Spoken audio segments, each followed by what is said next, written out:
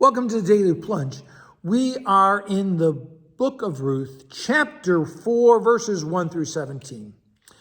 So Boaz is determined to take Ruth as his wife, but first he must settle matters with the guardian redeemer who has the right of first refusal. And so he meets him at the city gates. Now we have to understand that the city gates were constructed really as a civic building. There were rooms there with stone benches so that people could gather to conduct legal affairs, to exercise contracts, and this is exactly what's happening.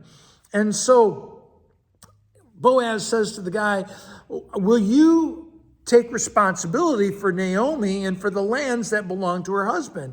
And he says, sure, I'll do that. He goes, but if you do that, you also have to take care of Ruth, the Moabite wife of his son, the widow.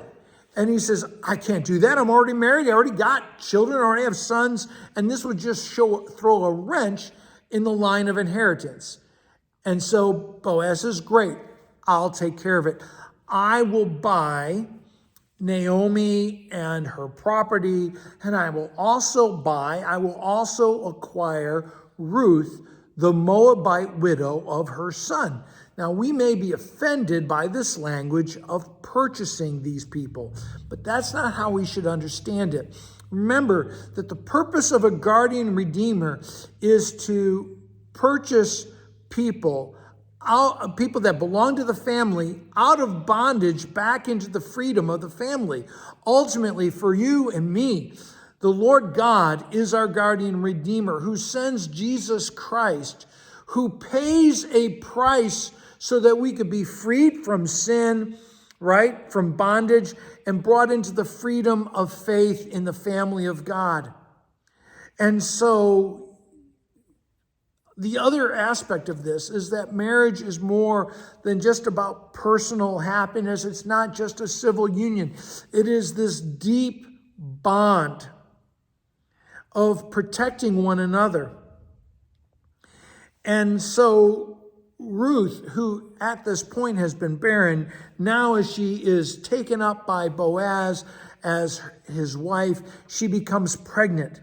And Naomi, who has been complaining since the beginning about how empty her life was, she has been restored, and she's celebrating how she will now be a nurse to a child, and how she has a condition of blessedness that God has given to her. In fact, there is a choir of women who are there singing praise to the Lord, who has not left you without a guardian redeemer, right?